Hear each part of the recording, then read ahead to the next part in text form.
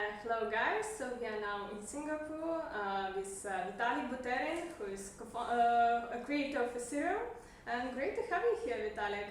Yeah, thank you so much, Anna. Good to be here. So can you tell how everything started, about your childhood, and how did you discover Bitcoin first?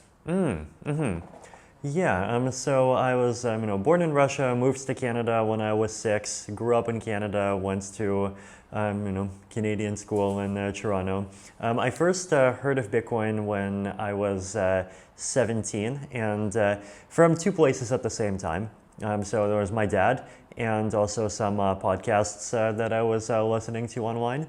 And my dad just mentioned to me Bitcoin, and he mentioned that, hey, this is a really interesting currency.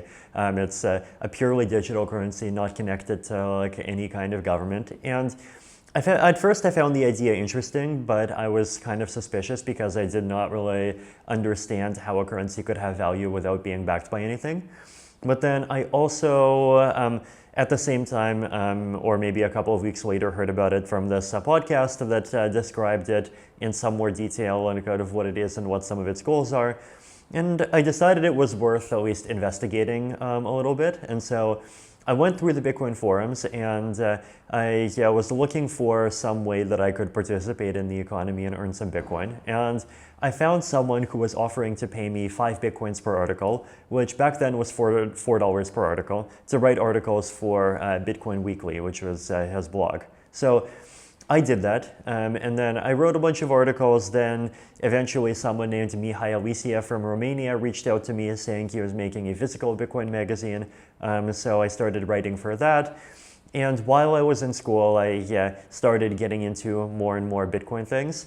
I was attracted by, I think, a lot of things about Bitcoin at the same time. Like there's the technological and mathematical aspect, and you can understand and appreciate the cryptography that goes into it, for example. There's the economic and political aspect, like the ideas of Austrian economics, the idea of creating a currency that can't arbitrarily be inflated, that is unconnected to a government, and is just people voluntarily doing things independently.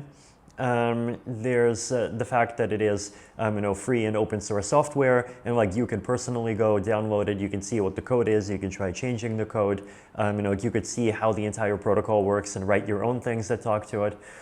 So I appreciated, I think, all of these different angles, and I started getting deeper and deeper into the Bitcoin space. First as a writer, and then after I learned enough from writing, I also started being a developer. So in 2013, this was when I was already starting university, I started accepting bounties to work on projects for colored coins. And colored coins were basically, you could think of them as an early version of a combination of ERC20 and ERC721. So you could issue, individual NFTs, though back then no one, used the word NFTs, or your own tokens that could represent different assets on top of Bitcoin. So I found that interesting. I started working for that. Then I started this 6-month trip around the Bitcoin world, just visiting all of the different Bitcoin communities. Eventually, met some other people that were working on some other projects, trying to extend the Bitcoin protocol or build their own protocols that were trying to support issuing assets on Ethereum, doing financial contracts on Ethereum, doing other kinds of, issuing assets on Bitcoin, doing financial contracts on Bitcoin, and doing other kinds of cool things. I worked for some of these teams, and eventually I had this idea that it just makes sense to build something general purpose. And this was something that those projects were not willing to go straight into doing, but I just immediately felt like this is the obvious step that you should just start from. And so I started working on a white paper for what a system that contains a general purpose programming language would look like. Sent that white paper out, some people wrote back saying that they wanted to help, and Ethereum project started from there. So the Ethereum white paper talked about a lot of the use cases that we were excited about at the beginning, right? So there was obviously issuing your own assets, There's making a decentralized like a username and domain name system, which turned into ENS. There's financial contracts and financial derivatives, and that turned into stable coins. There was prediction markets, which still exist today. There were DAOs, which are of course very big today, and Ethereum just started growing from there. And when you started Ethereum, when the idea of starting Ethereum come to you, did you have a vision that it may become so big as it is now? I was not expecting that at all. Actually, when I first started the project, the first thought that I had was that this was just a fairly small thing. I would get it done within a few months, and it would exist, and people could benefit from it, and then I would go back to university. It actually took me until Bitcoin Miami in January 2014, where I saw just the sheer scale of interest in the project, that I realized that this would actually be bigger, and that I'm staying out of university for a long time. And in childhood, did you have any dream job? What did you want to do in future? I think if you had asked me when I was 9, I would have answered that I want to be a scientist without really understanding what a scientist is. I just thought that physics and chemistry are cool. And when I was growing up, I started doing programming fairly early. I was basically programming video games for myself to play. Did you learn yourself how to program, or did your father teach you? My dad bought some books about programming for me to read, and I read them and I tried following them. And with Ethereum, can you tell how it evolved? How did you find the partners to start the project and so on? Yeah, so the process for finding partners was very basic back then. I wrote this white paper, I sent it out to 15 of my friends, and then they sent it out each to 15 of their friends, and then exactly, and then people just started coming in and emailing saying, can I help? And the first 10 people who did that became co-founders. So it started off in a way that I'm sure a lot of people who have seen startups swarm would pretty strongly criticize, and there did end up being a lot of negative consequences and problems that kind of ended up from that approach. But just the core of the project just kept going. So white paper came out in November 2013. Then the Ethereum crowd sale, which raised the money to build the project, started in July 2014. The Ethereum blockchain launched in July 2015. And from there, it's just basically been constant improvements, right? And I think there's been at least one hard fork every year, I believe, for each of those years. And then even actually back in 2014, work on the two biggest problems, switching to proof of stake and improving scalability started right from there, right? So back in January 2014, I had a blog post describing this algorithm called Slasher, which was just a candidate, very simple version for proof of stake. And at the time, the blog post was written in a way that's very careful.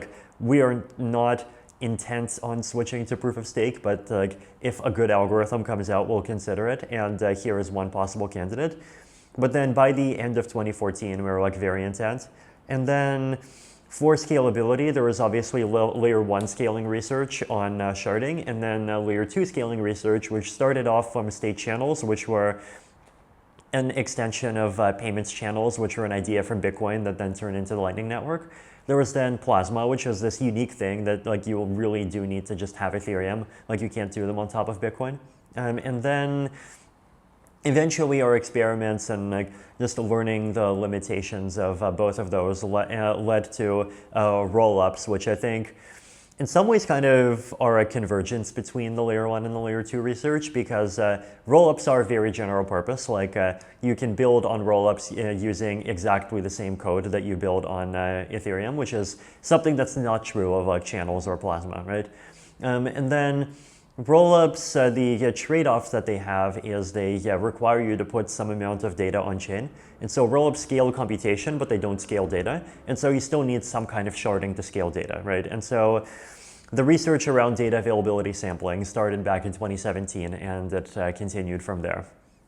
So that's like roughly the technical, I guess, progress of the project since then. But then at the same time, there was a huge amount of work on like applications and DeFi and inventing things like automated market makers and Uniswap and NFTs, which are something I totally did not see coming, and like all of these different areas at the same time, and like all of those things together basically make Ethereum what it is today. Why do you not see NFTs as a good thing? Well, I did not say I don't see NFTs as a good thing. I did not see them coming. Like NFTs surprised me, right? And I think NFTs are this complicated thing where there's a lot of like good use cases that I like. Like I like NFTs that have interesting properties attached to them that are parts of other applications. I like it when like NFTs can help make like really good works of art get funded, and help like artists in all kinds of countries around the world like basically make the same amount of like money that you can make in the West. And I think those things are really cool. The thing that I'm less excited about is like the $3 million monkeys. Yeah, so I am optimistic that the NFT space will just increase in quality over time. Like I think it's we're already seeing that some of the less sustainable models have kind of fallen off over the last couple of years, and I think there's higher standards in terms of what you have to create if you want to create something that people even care about today. So I'm optimistic that we'll see better and better things from like NFTs and from games this decade. So what are your views on blockchain games? As games builder yourself back then, are you excited about blockchain games? Yeah, I mean, I think blockchain games could be good, but the most important thing for a blockchain game is that I think it needs to be fun without the blockchain part, right?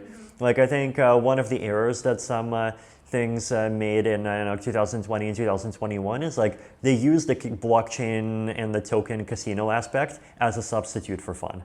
And the problem with that approach is that it looks like it works well when there is a bull market and all the prices are rising.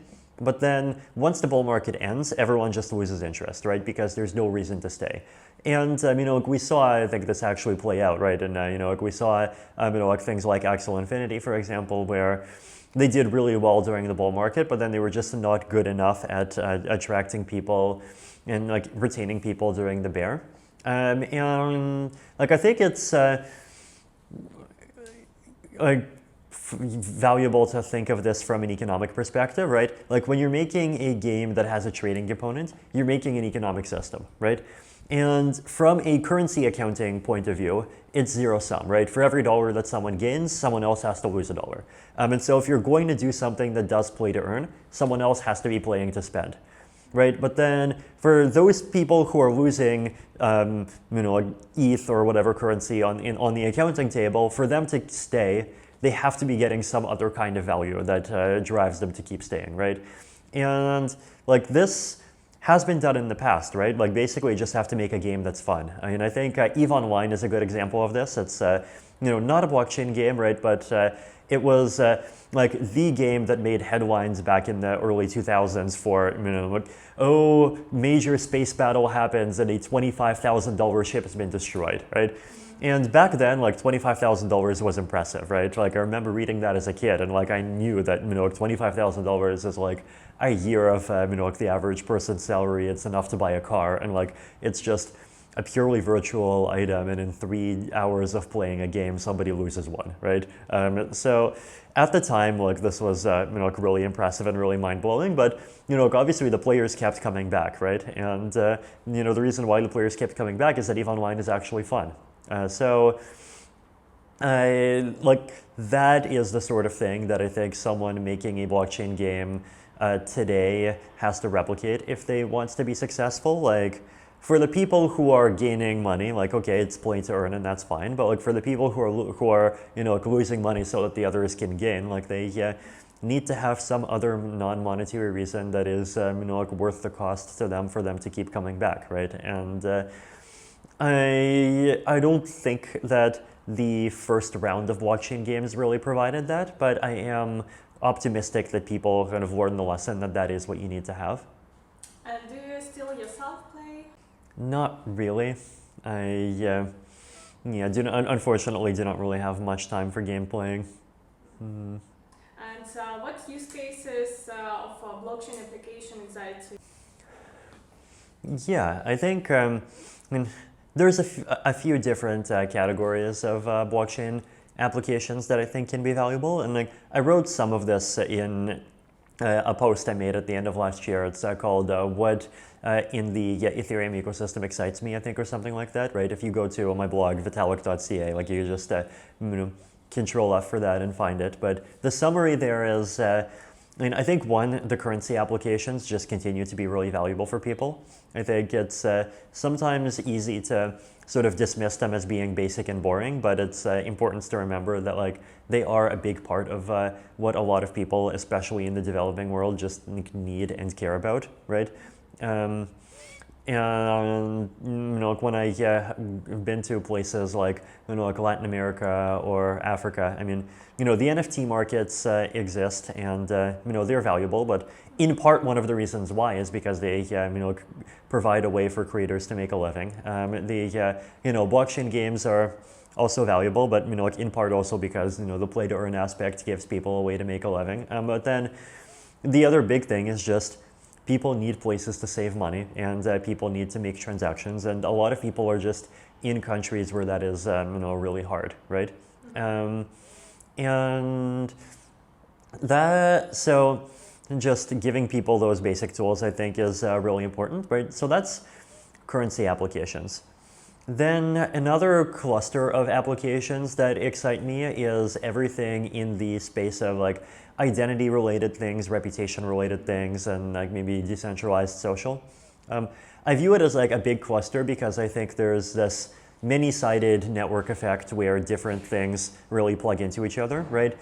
So like going into the specifics of one application, like I've been using Farcaster a lot recently, right? Farcaster is one of these kind of alt Twitters that people have come up with, right? Like there's, obviously a lot of interest in creating alternatives to Twitter now that, lots of people are either unhappy with various things that Elon does, or people just, are realizing that like this is a monopoly and like we need alternatives, right? And some of these have been on-chain, and I think the value of doing them on-chain is that you really gain access to like some of these other things that you can plug into, right? So like, for example, if you take Farcaster, my Farcaster account is connected to an Ethereum address. And so if I lose my Farcaster key, I can use my Ethereum address to recover it, right? And this is like actually more secure than what centralized social media does, where they rely on like phone numbers that can be hacked, as I discovered this week, emails that are dependent on a centralized provider, and where often if you lose your email, like even your centralized provider themselves, like they take a long time to respond, or often just don't respond. Whereas like an Ethereum address, you can set it up as a multi-sig wallet, you can do your own recovery in various ways, and it actually works much better. Then you can use on-chain stuff for reputation, right? So like one of the big challenges in social media is like, how do you tell, who is a human and who is a bot, right? And there's just lots of incentives for malicious actors to just create 50,000 bots. And unfortunately, with modern AI, you just can't tell that someone is not a bot by verifying that they can identify which of the 16 squares are a giraffe, right? Like the bots do that better than the people do these days. So the nice thing about Ethereum is that it already has this like lively on-chain ecosystem where there's different ways of doing that, right? Like one is you can verify just the existence of activity on an Ethereum account, right? To have activity, you need to pay transaction fees, and so there's a cost, right? And so you can't, like you can make a few hundred fake accounts if you can pay a cost, but you can't make a million of them. Two is you can look at, like POAPs, right? The tokens of the proof of attendance protocol that verify that you participated in various in-person or online events. 3, there's proof of personhood protocols. There's proof of humanity, there's Idena, there's WorldCoin. There's like a growing list of these, right? There's Gitcoin Passport that kind of aggregates a lot of those. So there's already like on-chain things that you can use to prove like that you're a person. And I think the ideal goal here, right, is to do this in a way that is like lets people prove that they're people and not bots, but also still is compatible with the goals of like preserving people's privacy and preserving people's freedom, right? Like a lot of people value the ability to post anonymously, for example, and that's something that becomes a lot harder if you just like lock everything down and say like to do anything at all you need to provide a passport, right? So I think the crypto space is actually in a very good position to offer an alternative to that. Then there is another problem is just finding ways to identify like who is in the same community as you, right? And like grouping together people who have similar interests, even doing things like polls where those polls might only be targeted toward a particular community. And with Popes, you could do that too, right? And so I think like Farcaster and like what can be done with Farcaster in the future is a good example of this because like it's a good example of how all of these different components that are being made within the crypto space really fit together and really can create this decentralized social media platform in a way that like actually solves a lot of the problems of the centralized systems that exist today. And do you think we will ever see the mass adoption of decentralized social media, new startups? So will those centralized platforms will have to switch to decentralized models to keep up? I think we'll see a combination of both, and I think with Farcaster itself. The reason why I think it's been as successful as it has is that it's done a good job of community building. Like it's, I think one of the challenges with community building is that like this is all like done in a context where the big one is Twitter and people are unhappy with Twitter because people are unhappy with Elon. And the challenge is like even though there's definitely a lot of places where I disagree with things that Elon does, but having an identity that's like purely negative, where like you're creating a product that's purely about not liking something, like that just doesn't create a healthy community, even if you have a good reason for that, right? Like I think that's true here. It was true with Bitcoin Cash, for example, which where I agreed with like Bitcoin Cash's side of the Bitcoin block size debate, but I also think it just obviously ended up going in unhealthy directions for quite a few years as a community. So Farcaster's done a good job of like not being about that. They're more about, we are just going to do the experiment of seeing what would a Twitter that is based on the Ethereum platform and Ethereum principles look like, which I think is super valuable. And I think even if all of the other social medias like really reform themselves, I could see like Farcaster, for example, being in a very good position because of that by itself, right? And then like Lens as the other one, which is I think in a similar position to be able to succeed for some similar reasons.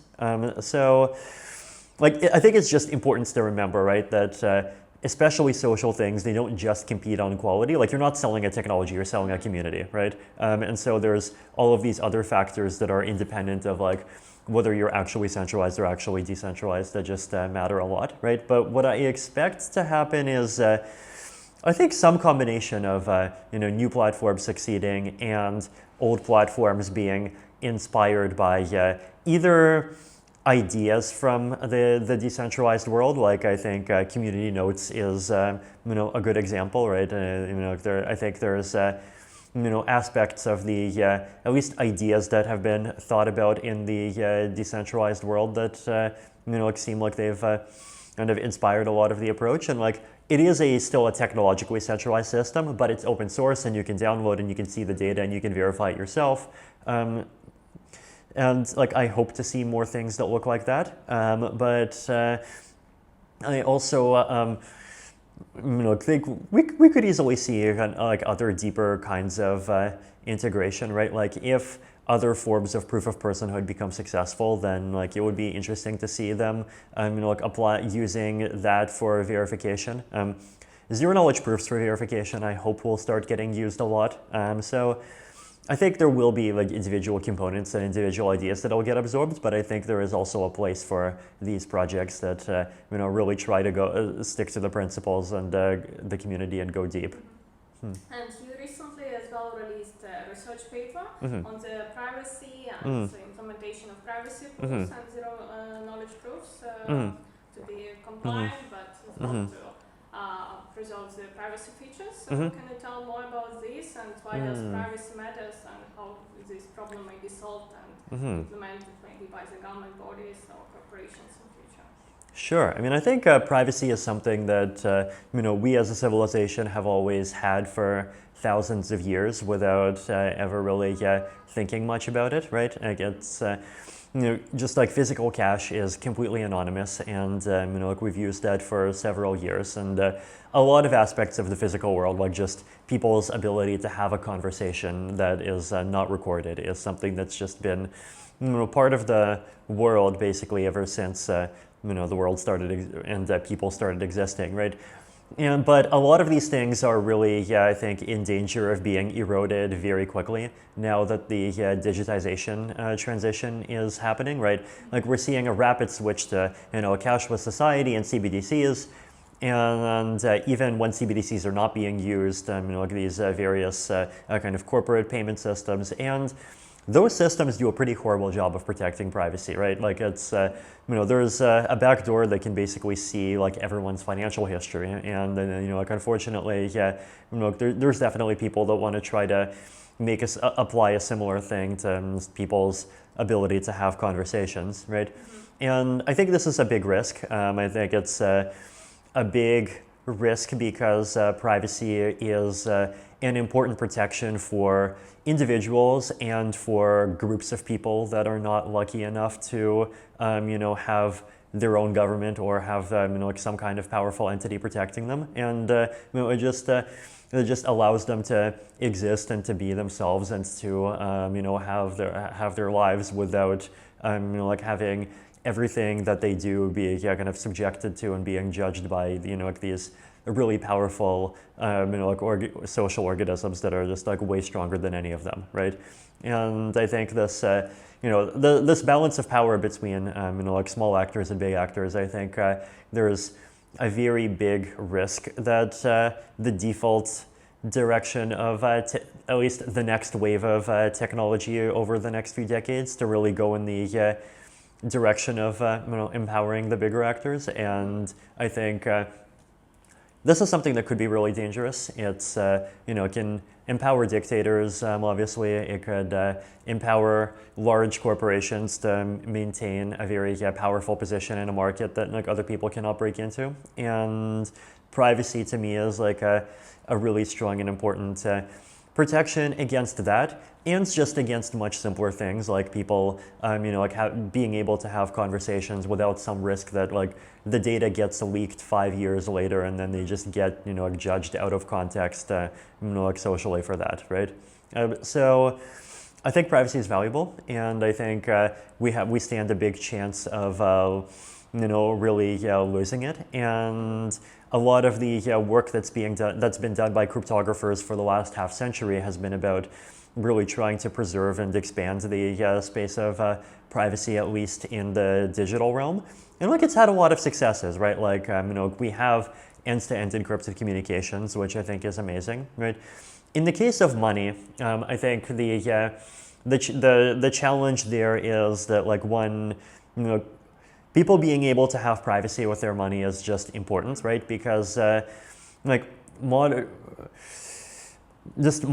like even political organizing is not possible without spending at least some amount of money, right? And so if, like all of your payments can be tracked, then like, that just makes it possible for not just governments, but even corporations too, to just like immediately basically identify, like what groups people are part of, what things people are trying to do, and, like what people's values are. And that just makes it really easy to, like go against and discriminate against them. And just even if people are not doing anything political, like, your financial life just reveals so much about your personal life that I think there's no way to say that to anything but that, like financial actions should be part of your personal life. But the flip side of this is, of course, that like bad actors use these systems, right? And a lot of this includes, bad actors that are governments and that also, like really hurt the freedoms of a lot of other people, right? So Tornado Cash was, the biggest privacy application on Ethereum, and like lots of people have used it, and like I've used it personally a lot, right? But also, like hackers that have used it, and we've seen that there's some degree of evidence that some of them have been connected to North Korea, and I think. If we have a privacy system where like 70% or like 40% of the money going into it just like is money from thieves, then people are just not going to trust it, right? Like exchanges are not going to trust coins coming out of it. I think there's a big risk that it'll be banned in various ways. There's a big risk that like anyone who cares about enforcing sanctions will just like completely reject it. And so I think there is a value in like being pragmatic. And the thing that I want to avoid is like people just going back to using backdoors, right? Because like if someone wants to prevent criminal activity and they're lazy, like their first instinct is to just say like, let's do backdoors, right? And let's like have some backdoor key where the FBI can see everything. And the problem with that is that I think like that really does compromise way too much privacy, right? And that's I think that's a red line that we really should try maximally hard to defend. But then the question is like, well, are there ways to prove that you're not a bad guy without revealing everything? And the really amazing things about zero knowledge proofs is that the answer is yes, right? The answer is, yes, you can make a zero knowledge proof that proves very specific things, either about yourself or about specific coins that you're introducing into a system. And you can prove things like, I have coins that are where I'm not revealing anything about where they came from, except that they're not one of these 57 known DeFi hackers, right? And if you do that, and if most people do that, then the amount of money that DeFi hackers are going to successfully able to extract without getting caught is going to be like maybe 10 times lower than it is today, right? And like that's already enough to encourage them to kind of go legit and return 95% of the money and collect the white hat bounty instead, right? So. Then, like, if we have that, then like that really, really takes away like 90% of the downside of these of this kind of strong privacy. But at the same time, it basically preserves the kind of privacy that's really valuable for regular people, right? Because regular people still would have a very large set of different actors that they can mix with. So. This is still an early stage idea, right? And I think it's going to be implemented across a lot of Ethereum solutions, and we'll see how it actually plays out in practice. And I think we'll learn a lot from it, right? But I think the general idea that like zero knowledge proofs create possibilities for like both preventing bad actors and at the same time preserving people's privacy to an extent that was not really possible before is one that's really valuable. And like I hope to see people using like both privacy tools and pools and other kinds of ideas that are in that spirit. And you talk currently quite a lot about account abstraction, social recovery, wallets. So can you explain in the simple words what it is for the wider audience and why is it important? And as well we see like Visa research that Ethereum can enable automated payments with account abstraction and so on. So can you tell more about that? So a smart wallet is a wallet, like an account on Ethereum, that is, instead of being controlled by a private key, controlled by a program. Programs are great because programs can have more complicated logic. So for example, the simplest thing you can do is a multisig. You could have, like, say, 5 keys and a rule that says that you need 3 of them to approve a transaction. Or you could do more clever things, and you could say one of them can approve a small value transaction, but you need 3 of them to approve a large value transaction, right? This is actually how the Ethereum Foundation wallet works today. You could have different signature algorithms. You could even use signature algorithms that are included in other like existing, like for other forms of authentication that people use today. So like, for example, you could make a smart wallet that verifies signatures that are produced by a government digital ID card. And like you could even wrap that inside in a snark, right? And you could have the smart wallet verify a snark to make that privacy preserving. So you could take existing forms of authentication, turn them into like ways of accessing an Ethereum account. You could do things like multi-sig, so you have multiple keys. And so that gives you a lot more decentralization, like protection against something wrong happening with any one of those keys. You could switch to different kinds of cryptography, and like you could do a lot of things. Account abstraction is a set of technologies that just makes it much easier to actually use smart wallets, right? Smart wallets are possible today. I use one, but they're inconvenient. Account abstraction makes them more convenient to the point where they can actually become a default for average users. And account abstraction is valuable because it just expands the space of possibilities for how users' wallets can be secured by so much, right?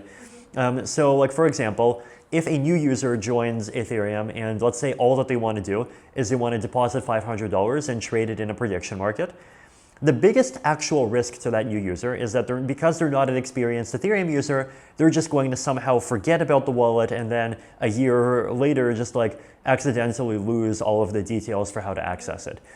The best way to fix that is to have a wallet that is, instead of protected by some new seed phrase that they have to store somewhere, is protected by something that they already have in use. One simple example is an email address, right? Now, this is centralized, but for an average user that is currently fully in the centralized world, that is only putting in a small amount of money, this is like a pretty good choice for them, right? It's, I'd say the least bad choice in a lot of ways, right? And so they can make automatically an Ethereum address where spending from or recovering that Ethereum address requires a zero-knowledge proof that they control a particular email address. If you are a more experienced user, then you can make a multi-sig wallet, right? You can make a wallet where to send a transaction, you need to have signatures from, let's say, 4 different addresses. You control 2 of them, but then like your, like family and friends control a few others. Or you can combine the 2, right? So like if you want to, control your own, do this based on your own accounts, you could have a 3 out of 5 where 1 of the 5 is a key that is on your phone. Another of the 5 is an NFC card, like a card that has a chip that you can tap against your phone. A third of the 5 might be like some stored on like some server that just like lets small value transactions through, but then like maybe sends a confirmation code for like larger value transactions. A fourth could be a friend, which could be their Ethereum account. It could even be their email address, and then a fifth like could be some other institution, right? So like it opens up this much larger design space for how accounts that get secured that have options that are kind of more centralized but that are more convenient for people that are not in the Ethereum world already, but also have more secure and more decentralized approaches for people that are either very active Ethereum users that use their wallet frequently, or people that use their wallet less frequently but have larger amounts of money that wants to do something that's kind of more secure and more hardcore, right? So it really opens up that entire space of possibilities. And as well, last year ago, you achieved a big milestone, transition of Ethereum from proof of work to proof of stake. So what are you currently focusing on? What's next for you? Account abstraction is definitely a really big and really important one. Another thing is obviously scalability, right? So we have EIP 4844, also known as proto-danksharding, which is coming out very soon, which basically adds more data space on the blockchain. So not transactions, but just blobs of data. And the purpose of this is to enable greater scalability specifically for layer 2 projects, so rollups. And then after AP 4844, there's a longer term roadmap of increasing that amount of space over time. Then ongoing improvements to proof of stake, identifying like ways that we can improve proof of stake decentralization even further, for example. And then improving the state of privacy with things like privacy pools, as I mentioned. And continuing to improve the state of like zero knowledge proofs and like our ability to actually use them in different applications. So yeah, I think it's probably like those four: proof of stake, scalability, like privacy and account security. And can you, we talked a year ago as well about AI, intersection of AI and blockchain, and it was before the release of ChatGPT and the hype around all of that. So what are your views currently on the AI industry? I mean, AI is obviously super important. I mean, it's the sort of thing that's hard to think about because it's just so hard to predict like where it might go in the future, and it's hard to like use really logical arguments or like even historical precedents to try to estimate this, right? Like a lot of it is just really dependent on intuitions, which seems just like very hard to avoid, and depending on like which side of those issues like you fall on, like it might be something that will just completely transform the world and make it like basically unrecognizable in the next 15 years, or it could be something that still takes another century, right? It's massive gains in like productivity, but also like massive like philosophical consequences just in terms of like what the role of humans in like this new world is going to be. So it's I think super important. And it's obviously super important to get right? Like if the world is controlled by AIs that just have completely different goals from us in a way that's difficult to detect at first, then like that could also lead to very bad things happening too. Yeah, so it's an important space to get right. In terms of the intersection between AI and crypto, this is one of those things where people have tried really hard to find an answer because everyone asks the same question. And I think, unfortunately, part of the answer is just the intersection is less than it seems. There are a few things, like there's ZKML, but like it's realistically a pretty small area. There is just the fact, I think, that AI's rapid growth makes it much more important to solve certain problems like proof of personhood, for example, and those are problems that the crypto space has the ability to be very actively involved in. Then there are there's obviously the possibility of just crypto tokens being used by AIs. There's the possibility of like crypto-based DAOs governing AIs and the process of training AIs. So there's definitely some areas of like intersection that are possible, but I think like unfortunately the bigger picture is that they are also different spaces that like work in a lot of different ways and have different focuses, and like that's fine.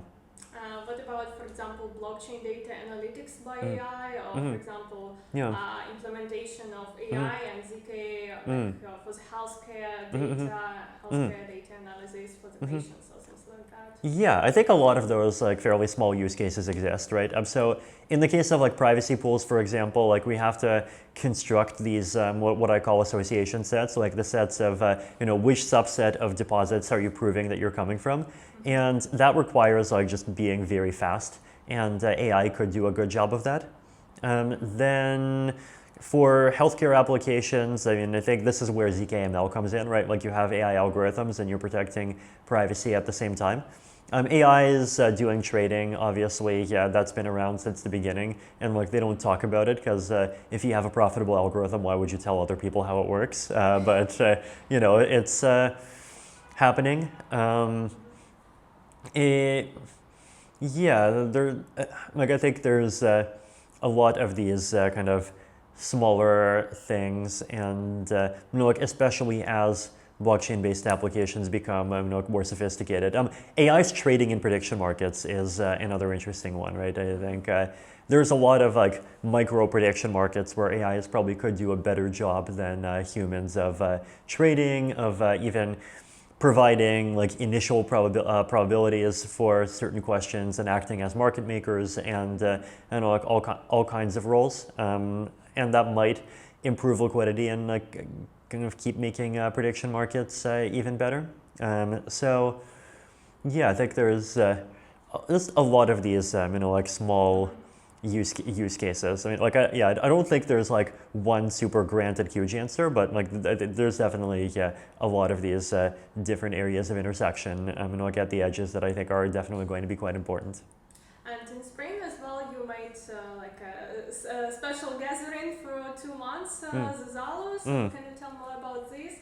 How did the idea of starting Zuzalu come to you, and explain what type of gathering it was, and why did you decide to make it?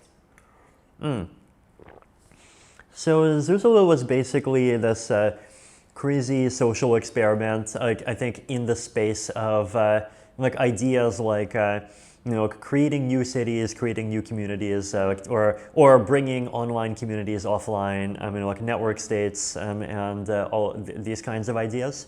Like basically, trying to ask the question that, like, in the modern day, most people's like values and communities are much more heavily based not on their current physical space, but on like things and they're interested in and people that they care about that are online, and trying to take those communities and like materialize them in physical space, right? And this is something that like lots of philosophers have been talking about for decades, right? But this is a thing where I thought that it's just the discussion has been far too theoretical, and it's time to try to like really make something practical, and just to do an experiment, right? And I think the goal with Zuzalu was to be an experiment, right? So we've had hacker houses. Hacker houses often last years, but they only have up to 10 or 20 people. We have conferences. Conferences have thousands of people, but they only last a week. So let's make something that has 200 people and also lasts for 2 months, right? So it's a big enough of a jump that we learn new things, but it's also small enough that it's actually manageable. And with Zuzalu, we basically brought together 200 people from a combination of the Ethereum community, the different biotech communities, longevity and synthetic biology, and just people who are enthusiasts in governance and community building in general. And just basically told them to like come and like be a city for 2 months. And I feel like the results of the experiment were definitely fascinating, as in like Zuzalu, the form factor, proved to be a success. But the like obviously unanswered question is still kind of where do all of these ideas go from here. So that's I think still something that's in the process of being discovered, right? And actually, Zuzalu has already inspired a bunch of forks. Like I think there's something called Moo happening in Thailand. There's like I think a couple of others happening in different places. So it'll be interesting to see what ends up coming out of that. And do you believe in the future of idea of network states, that we will have these communities which will become enough powerful to have enough power on the same level as governments have? Network states are like an intentionally, I think, very vague term, right? Like it's the sort of word where anyone can hear it and they can like very easily project a lot of their own goals and dreams on top of it. And so this is actually part of why I think with Zuzalu we tried to intentionally minimize the use of the word network state. Like we, don't want to like accidentally push people in one particular frame. I think communities are definitely going to be powerful, right?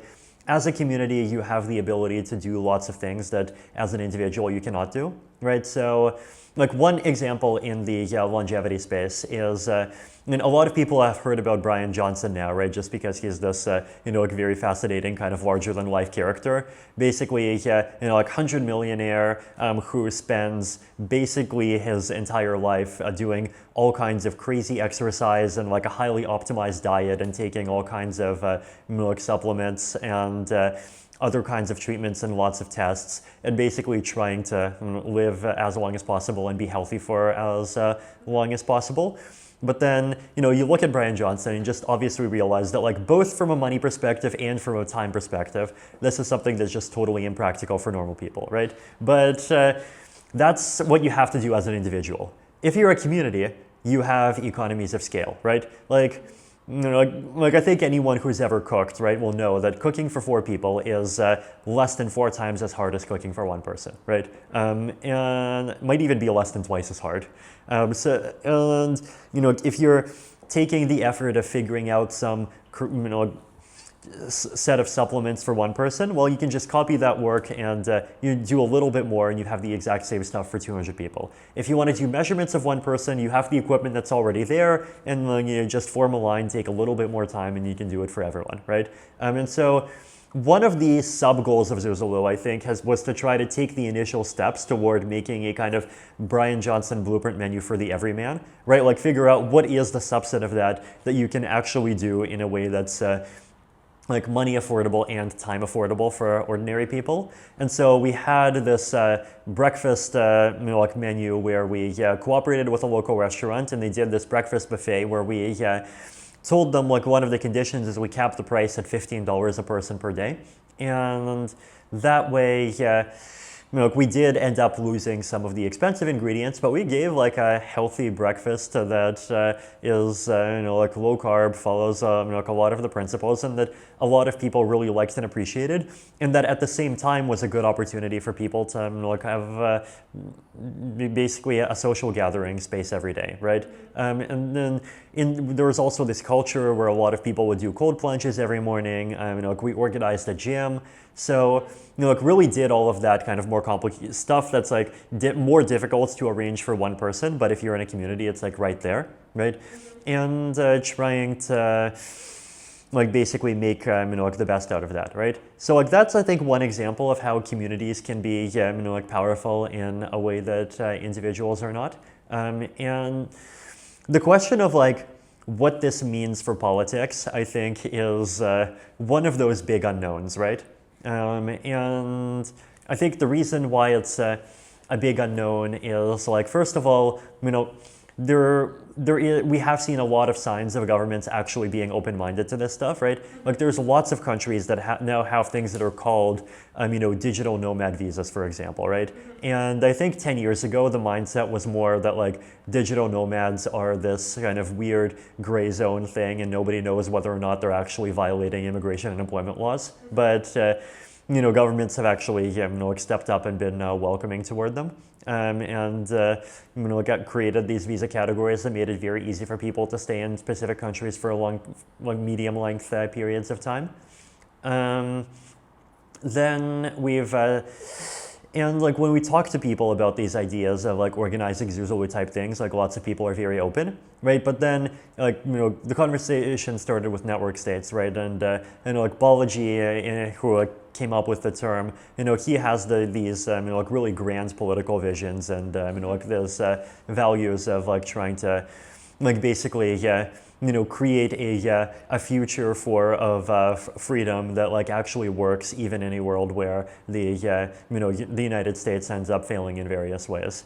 And the theory would be that like if people are not happy with the country that they're in, then they could move collectively to these network states en masse. And the fact that they're doing it as a collective like makes it much easier because groups of people, when they move over, they can give each other help and support. That when you're moving, you're not just stepping off alone into the complete unknown. You have a group of people who will be there and who will support you, and you can like just like have protection and have and have friends, and that this will also like even discourage governments from doing really terrible things because they know that it'll just be that much easier for like basically all the smart people to immediately pack up and leave, right? So I get his vision, but at the same time, it just is a historically observed fact that like it's really hard to get large percentages of a country to leave, right? Like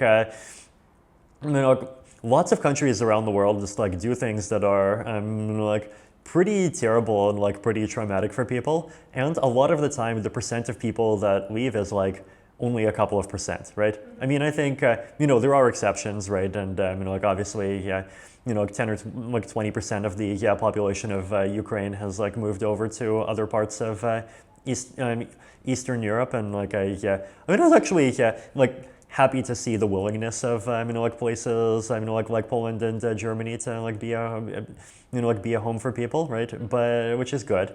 But like that's rare, right? And that's not the sort of thing that like happens by default, right? Like what happens by default is, Jews in 1938 getting on boats and fleeing Nazi Germany and visiting 5 countries and getting rejected in 5 countries and eventually having to sail back to, like a land that ends up occupied by Germany, and then they get shipped off to concentration camps anyway, right? Like that's like the base case for this sort of thing is pretty brutal, and so they, the level of challenge that like something like that kind of grand political vision has to like overcome to really succeed is like pretty high, right?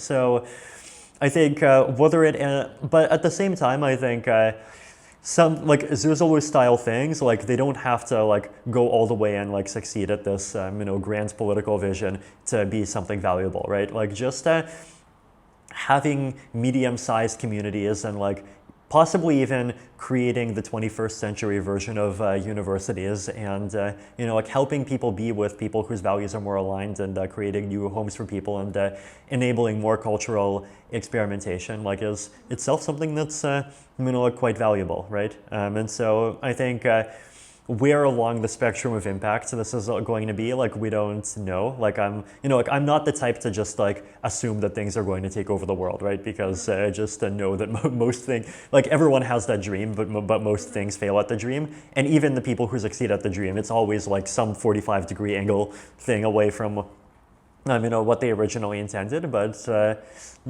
I guess I'm observing and interested, and like I hope different people try different versions of this, and we'll see what happens. And do you plan to make Zuzalu on a regular basis? Do you plan anything for the next year? This is still being talked about, but I think a lot of people are hoping for like to see something, and like even if the kind of like quote official Zuzalu group never does anything, like as I mentioned, like Mu in Thailand already exists, right? And I think it's a form factor that will probably take on a big life of its own, even like going far beyond what happened this year. And can you tell as well maybe some books which you read within the last year which inspired you? It's an interesting question. I've been in the last year definitely done less books and more like reading blogs and things on the internet, and obviously like things like podcasts and like even like science fiction. I think like I know like maybe 10 years ago, like I read a lot of the kind of the Austrian economics literature and like like things like Human Action, but also things like The Moon is a Harsh Mistress. It's like this novel by Robert Heinlein about a society that like creates a civilization on the moon and tries to gain independence. Much more recently, I have I watched like some of the there's this the 3-body problem. I read like part of the novel, and I also watched like part of the TV series, and I was just fascinated by that because it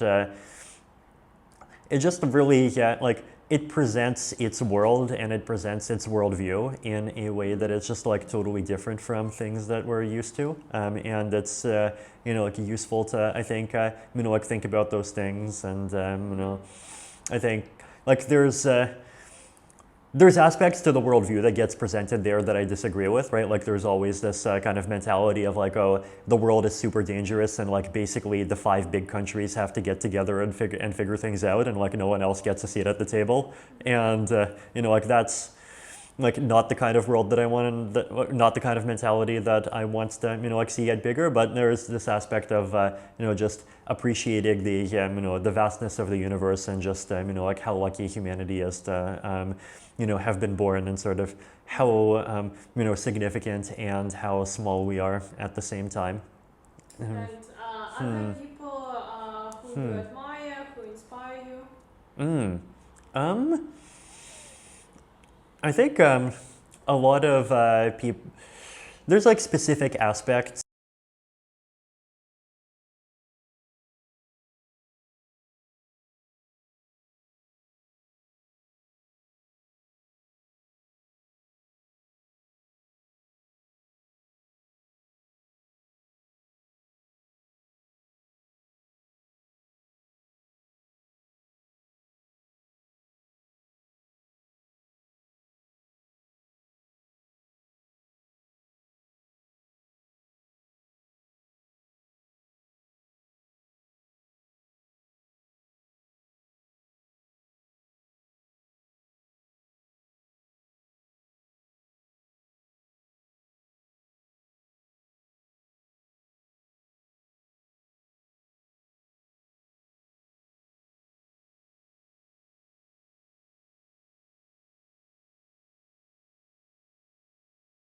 he has a blog called Slatester Codex and Astro Codex 10. Like, it's not a book, but his posts are so long, they're basically like the equivalent of reading 10 books. And he just does a very good job of like making really important philosophical concepts understandable and like talking about just all kinds of things in like science and politics and like deep ways.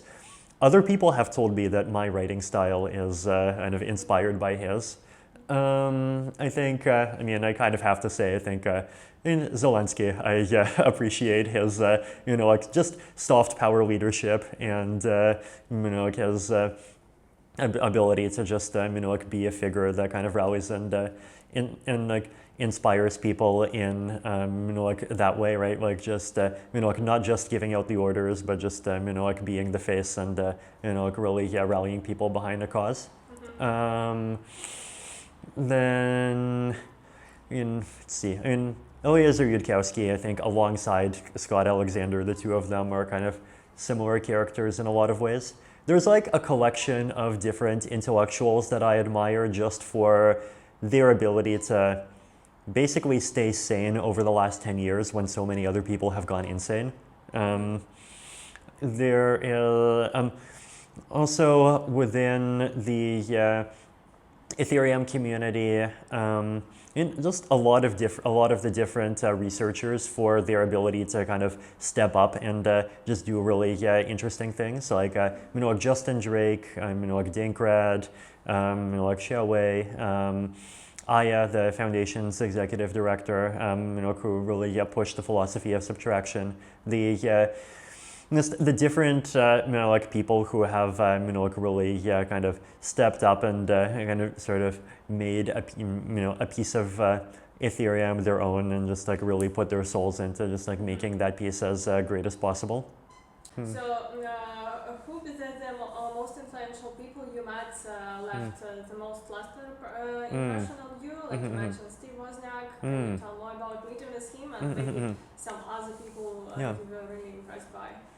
Yeah, I mean, Steve Wozniak is definitely like one of the famous people I've met where I was impressed by them and like my impression of them did not reduce after meeting them, right? Like he was just a genuinely fascinating guy who just like had really interesting hobbies and like a lot of really cool things that he was able to tell me about. He actually gave me his business card, and it was this, like this kind of very thin metal thing that's like even, kind of usable as a pocket knife if you have nothing else. And I just thought that's, really cool. Also from, governments, Audrey Tong, the Taiwan's digital minister, I think was also a good example of this.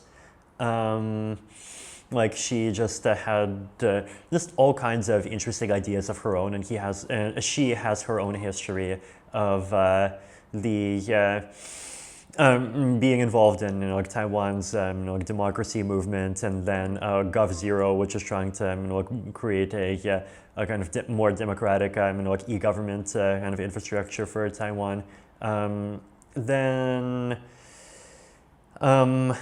Likely new prime minister of Montenegro, Milojko Spajic, Miki. I like met him, and I'm just also impressed by like from what I can tell his like dedication to making the country better, and also just being a curious like person who was like willing to talk to me and willing to learn things about crypto. He also spent many years in East Asia, and he knows like some Chinese and some Japanese. I'm actually spent a bunch of time in Singapore too. Let's see. Yeah, I think those would be definitely some of the names.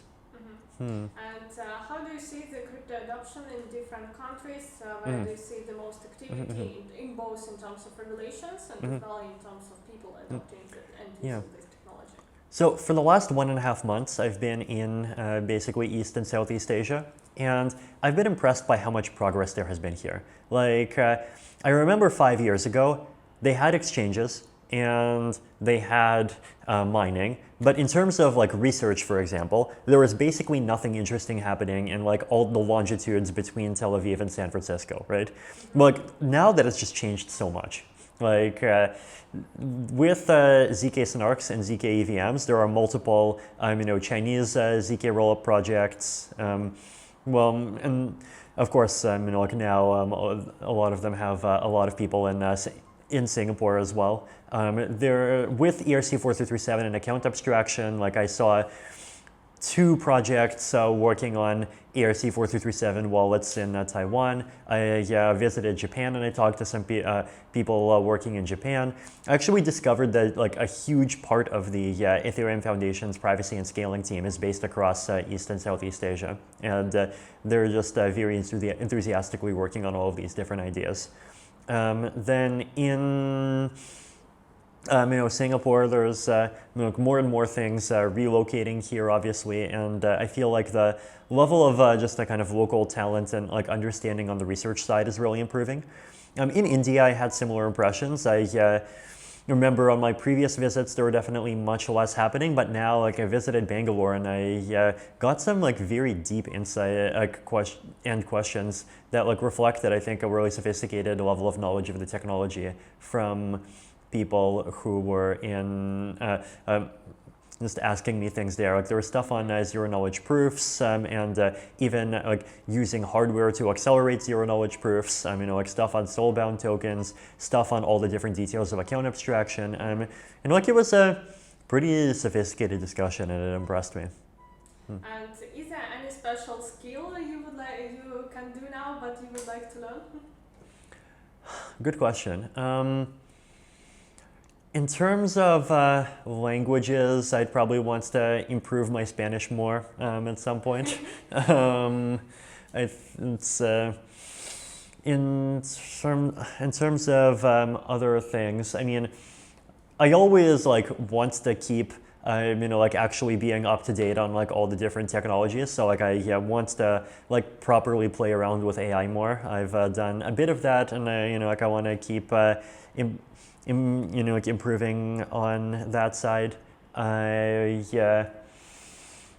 What other kinds of skills are there? I've started like doing more hiking and more running recently, and I've slowly continuing to try getting better at that.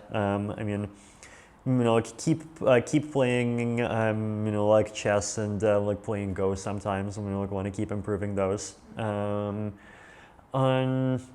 Also, there's like people skills. There's like things like just like being able to identify, like who are the people that are like most valuable for me to cooperate with, and like even like being able to like deal with like situations where other people have conflicts with each other and like they're both trying to involve me in various ways. Like there's a lot of kind of diplomacy stuff that I've just like historically not really been good at, but that I just end up being thrown in because like everyone wants me to do things, and so that's also an area that I want to improve at.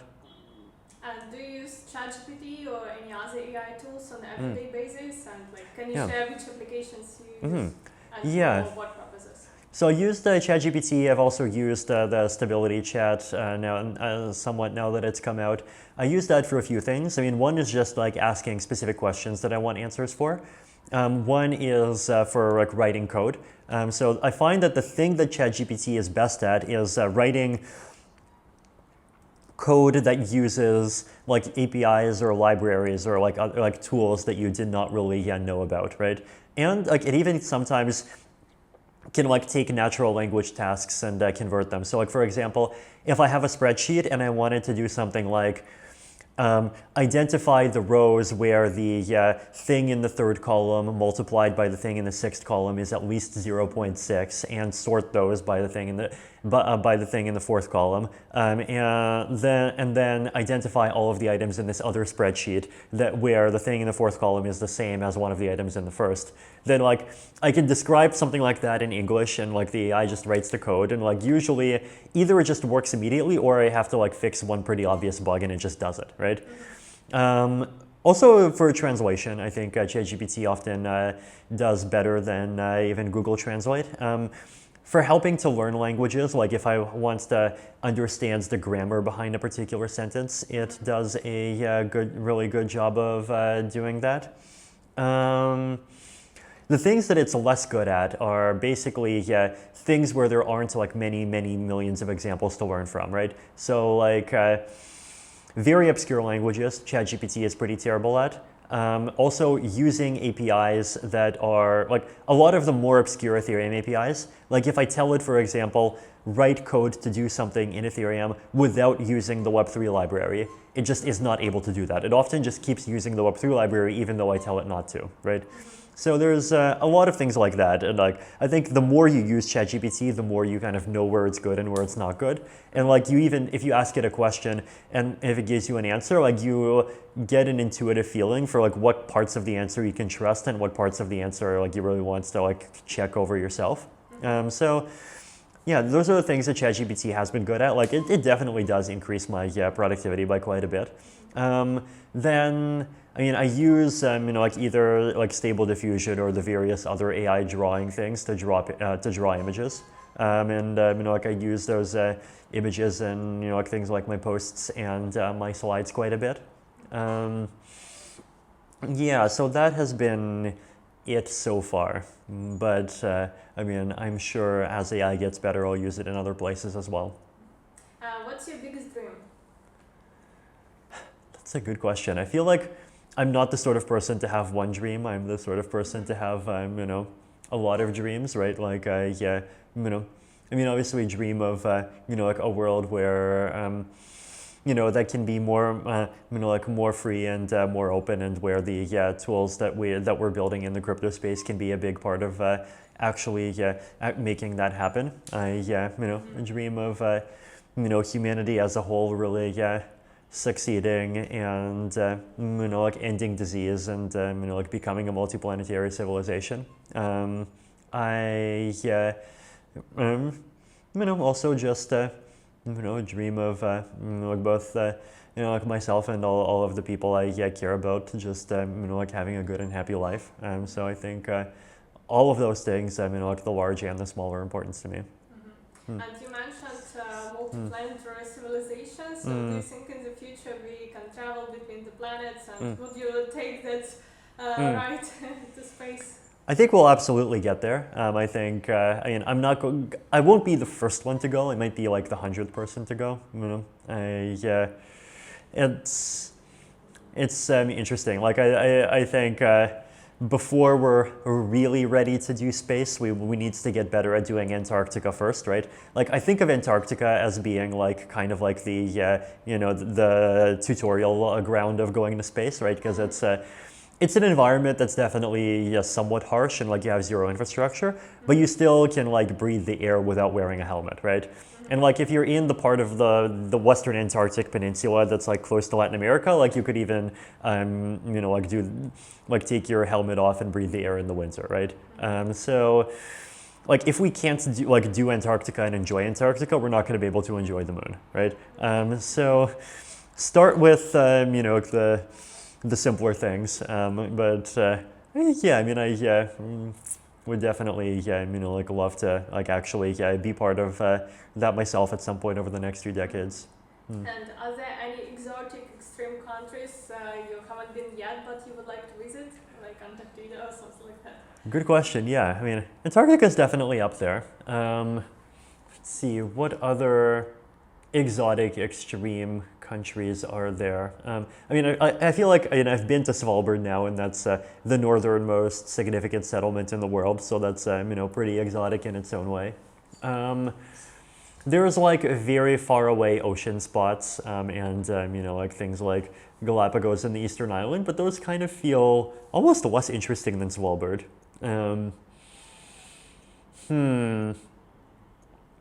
Yeah, that's a good question. I mean, like I think for me the higher priority is also just like visiting.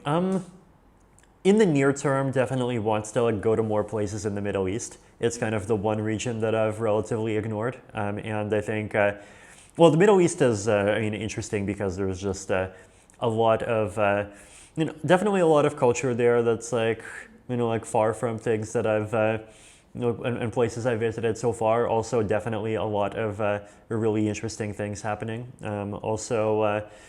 I think as one of these sort of tutorial levels of going into space, I think like some of the stuff that's being done in those countries definitely kind of rises up to a bit of those level, right? Because like the climate there is like a pretty unforgiving hot desert in a lot of it, and like there is a huge amount of like pretty admirable human ingenuity that goes into taking that and like even trying to make that like really pleasant and lovable for people, like up to a 21st century standard. And so, like seeing more of that in person is definitely something I would, love to do too.